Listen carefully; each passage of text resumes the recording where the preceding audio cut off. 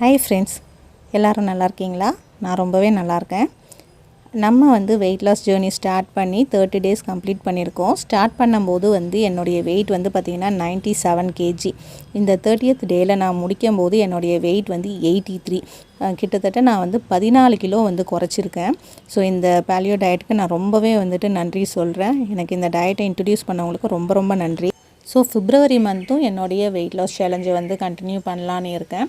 முடிஞ்ச அளவுக்கு ஹெல்த்தியாக சாப்பிட்டு நல்லா ஆரோக்கியமான ஒரு வாழ்க்கையை வாழணும் அப்படின்னு முடிவு பண்ணியிருக்கேன்.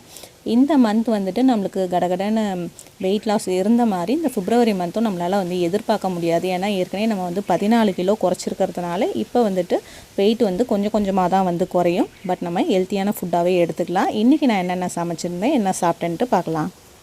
பேக்லேருந்து கிடச்சிது. ஸோ இன்னும் நிறைய பேக்லாம் இருக்குது. ஸோ அதில் இருந்தும் நம்ம கீரையை எடுத்துக்கலாம். ஸோ நம்ம வீட்டில் வளர்க்குறதுனால இதில் கொஞ்சம் கூட மருந்தடிக்காத கீரை, ரொம்பவே ஆர்கானிக். இன்னொன்று நம்மளுக்கு க்ளீன் பண்ணுறதுக்கோ ஆயறதுக்கோ ரொம்ப ஈஸியாக இருக்கும். கட்டிங்க்கும் பார்த்திங்கன்னா ரொம்ப ஈஸியாக இருக்கும். ஸோ நம்ம பொரியலுக்கு தேவையான அளவு கீரை நம்ம எடுத்துட்டோம். ரொட்டீனை பார்க்கலாம் வாங்க. எம்டி ஸ்டொமக்கில் 2 டேபிள் ஸ்பூன் மரச்செக்கு எண்ணெய் எடுத்துகிட்டு 1/2 hour கழிச்சு நல்லா வெது வெதுப்பான தண்ணி குடிச்சிட்டு அதுக்கப்புறமா இன்றைக்கி பிரேக்ஃபாஸ்ட்டுக்கு சுரக்காய் ஜூஸ் எடுத்திருந்தேன்.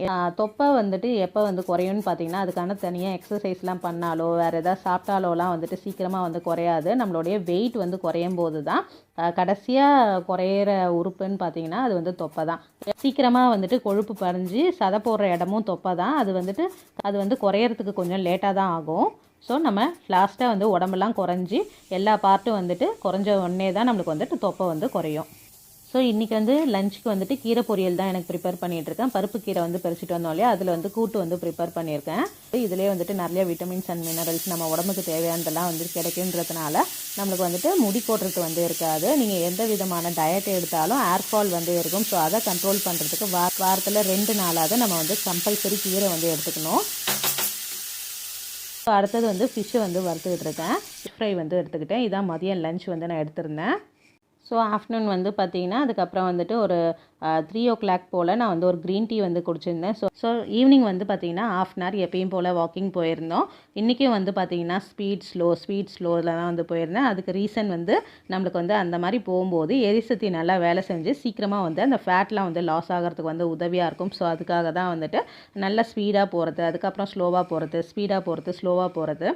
உங்களுக்கு பிடிச்ச 6லேருந்து 7 பாட்டு செட் பண்ணி வச்சுக்கோங்க. ஸோ அது முடிகிற வரைக்கும் உங்களுடைய டார்கெட் இன்றைக்கி வாக்கிங் போகணும் அப்படின்னு ஃபிக்ஸ் பண்ணிக்கிட்டிங்கன்னா நீங்கள் தொடர்ந்து வாக்கிங் நிறுத்தாமல் போவீங்க. டின்னர் ப்ரிப்பேர் பண்ணியிருந்தேன். இன்றைக்கி mushroom soup and mushroom fry தான் ரெடி பண்ணியிருந்தேன். ஸோ இன்றைக்கி பசுமஞ்சள் எடுக்கல. ஏன்னா நான் ரொம்ப கொழுப்பு நிறைஞ்ச உணவு எடுக்கலன்றதுனால பசுமஞ்சள் இன்றைக்கி ஸ்கிப் பண்ணிட்டேன். ஸோ இன்னியோட டே எனக்கு இப்படி தான் போச்சு. உங்களுக்கு எப்படி போச்சு அப்படின்னு சொல்லிட்டு மறக்காமல் கமெண்ட் பண்ணுங்கள். தேங்க்யூ ஃபார் வாட்சிங்.